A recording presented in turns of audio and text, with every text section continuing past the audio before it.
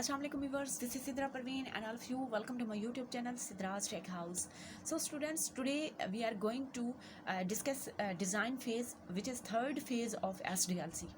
But before starting my lecture, I have a request to you viewers, please subscribe Sidra's Tech House, like and share my videos so that I can upload more informative videos for you. So let's gonna start.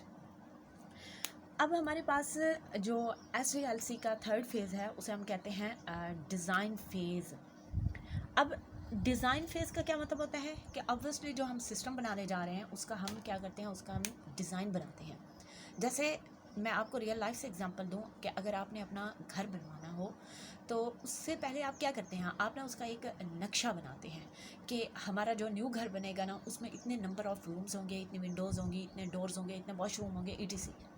जब आप ऐसा नक्शा बना लेते हैं और नक्शे के मुताबिक चलते हैं ना, तो ऑब्वियसली जो आपका न्यू घर बनता है ना वो आपकी तवक्कुआत पे पूरा उतरता है और कभी भी आप बजट से बाहर नहीं होते।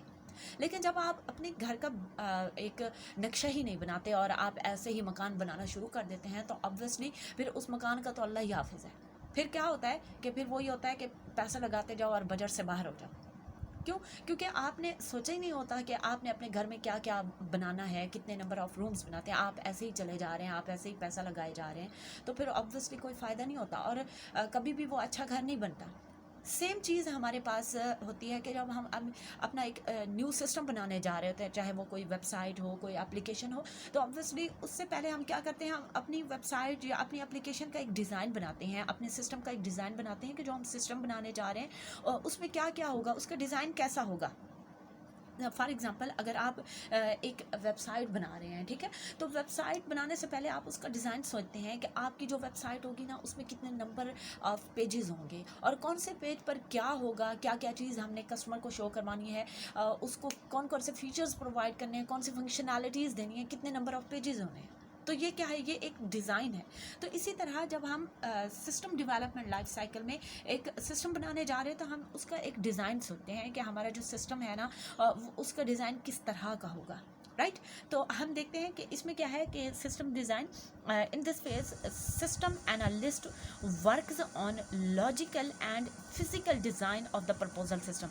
मतलब जो उसे सिस्टम प्रपोजल मिला होता है, जो उसे ऑर्डर दिया गया होता है कि आपने हमें एक न्यू सिस्टम बना कर देना है, तो इसमें हम क्या करते हैं, इसमें हम ये देखते हैं कि जो हम सिस्टम बनाने जा रहे हैं उसका लॉजिकल डिज़ाइन किस तरह से होगा और फिजिकल डिज़ाइन किस तरह से होगा। अब हमारे पास इन दोनों डिज़ाइंस में क्या डिफरेंस है, हम इनको डिस्कस करते हैं कि लॉजिकल डिज़ाइन क्या होता है और फिजिकल डिज़ाइन क्या होता है, राइट।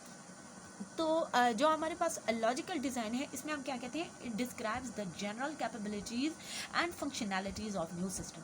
अब इसमें ना क्या करते हैं हम कि हम इसमें ये डिस्कस करते हैं कि जो हमारा एक न्यू सिस्टम हम बनाने जा रहे हैं ना उसमें कौन कौन सी फंक्शनैलिटीज़ होंगी, उसमें कौन कौन सी कैपेबिलिटीज़ होंगी, वो हमें कौन से फीचर्स प्रोवाइड करेगा, हम इसमें सिर्फ यही सोचते हैं, राइट। फॉर एग्ज़ाम्पल इसके हम एग्ज़ाम्पल लेते हैं कि हम ना एक ऑनलाइन शॉपिंग सिस्टम बनाने जा रहे हैं, ठीक है, हम एक ऑनलाइन शॉपिंग सिस्टम बनाने जा रहे हैं, राइट।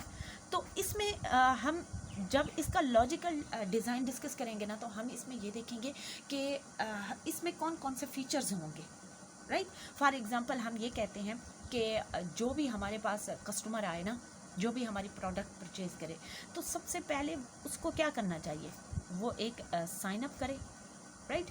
साइन अप के बाद उसको हम क्या फ़ीचर प्रोवाइड करें कि वो लॉगिन करे, लॉगिन के बाद प्रोडक्ट को ऑर्डर करे, ऑर्डर प्रोडक्ट, और उसके बाद वो क्या करे, ऑब्वियसली जब प्रोडक्ट ऑर्डर करेगा तो पेमेंट भी करेगा। अब पेमेंट में भी मज़ीद हमारे पास पॉइंट्स आ जाते हैं कि पेमेंट में हमारे पास कैश ऑन डिलीवरी भी होता है कि जैसे ही वो डिलीवरी को रिसीव करे उस वक्त वो पेमेंट कर दे, कैश ऑन डिलीवरी होता है। उसके बाद उसमें क्या होता है, जाज कैश का ऑप्शन होता है, राइट, इजी पैसा हो गया, इसके अलावा बैंक अकाउंट के थ्रू भी वो पे कर सकता है, राइट। तो ये सारे क्या हैं, ये हमारे पास उसके फीचर्स हैं, वो फंक्शंस हैं कि हमारा जो सिस्टम है ना वो इस तरह के फीचर्स प्रोवाइड करेगा कि जब भी ऑनलाइन शॉपिंग सिस्टम में यूज़र कोई भी प्रोडक्ट परचेज़ करे तो ऑब्वियसली उस प्रोडक्ट को परचेज करने के लिए उसे साइन अप होना पड़ेगा, मतलब उसे अपना एक अकाउंट क्रिएट करना पड़ेगा। अकाउंट क्रिएट किए बगैर तो वो प्रोडक्ट परचेज ही नहीं कर सकता। जब वो साइन अप कर ले तो उसके बाद वो लॉगिन करे, लॉगिन के बाद फिर वो क्या करे, अपनी प्रोडक्ट जो वो परचेज करना चाहता है वो उसको ऑर्डर करे। ऑब्वियसली प्रोडक्ट को ऑर्डर करेगा तो उसे फ्री में तो मिलेगी नहीं, तो वो क्या करेगा, वो एक पेमेंट अपनी पे करेगा ना।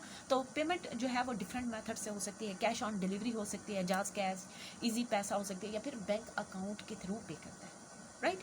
तो इसमें ये क्या है, ये सारा एक लॉजिकल डिज़ाइन है कि हम सोच रहे हैं, हम इसमें ये कह रहे हैं कि हमारा जो सिस्टम है ना वो ये फंक्शनैलिटीज़ प्रोवाइड करेगा, उसमें ये कैपेबिलिटीज़ होंगी, लेकिन एक्चुअल में ये किस तरह से काम करेंगी, साइन अप का पेज किस तरह से बनाया जाएगा, लॉगिन का किस तरह से बनाया जाएगा, ऑर्डर प्रोडक्ट का, ये बैकएंड पर किस तरह से काम करेंगे, ये फंक्शंस जो सारे हम इसमें सोच रहे हैं कि ये होने चाहिए, एक्चुअल में ये किस तरह से अचीव होंगे, ये इसमें डिस्कस नहीं करेंगे, ये हम फिज़िकल डिज़ाइन में देखते हैं, राइट। तो लॉजिकल डिज़ाइन में हमने क्या देखना है, कि हमने ये देखना है कि जो हमारा न्यू सिस्टम है ना वो कौन सी कैपेबिलिटीज़ प्रोवाइड करेगा, उसमें क्या क्या फीचर्स होंगे, क्या क्या फंक्शनैलिटीज़ होंगी, लेकिन एक्चुअल में ये किस तरह से फंक्शनैलिटीज़ अचीव होंगी ये हम फिज़िकल डिज़ाइन में डिस्कस करेंगे, राइट।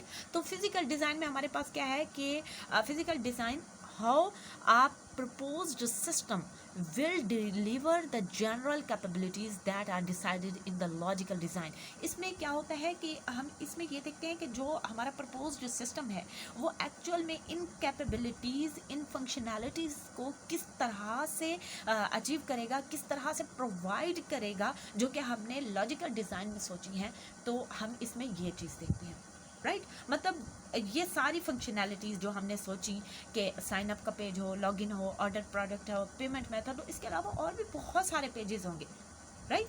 तो ये सारी फंक्शनैलिटीज़ एक्चुअल में किस तरह से काम करेंगी, किस तरह से फंक्शनैलिटीज़ प्रोवाइड करेंगी, ये हम किस में डिस्कस करते हैं, फिज़िकल डिज़ाइन में। अब फिज़िकल डिज़ाइन की हमारे पास कुछ सब फेजेज़ हैं। सबसे पहले हमारे पास इनपुट रिक्वायरमेंट।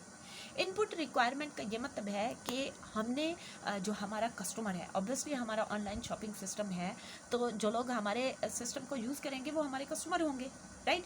तो हमने क्या करना है, इनपुट रिक्वायरमेंट में ये देखना है कि जब जैसे ही कोई कस्टमर प्रोडक्ट परचेज़ करने के लिए साइन अप करे या लॉगिन करे, तो हमने उसकी कौन सी इंफॉर्मेशन लेनी है। जैसे हमने उससे उसका नेम लेना है, उसका फ़ोन नंबर लेना है, उसका ईमेल एड्रेस लेना है, और पर्टिकुलरली हमने उससे उसका एड्रेस लेना है। ऑब्वियसली हमें एड्रेस का पता होगा तो ही हम उसको पर्टिकुलर प्रोडक्ट जो है उसके एड्रेस पर सेंड कर सकेंगे, राइट।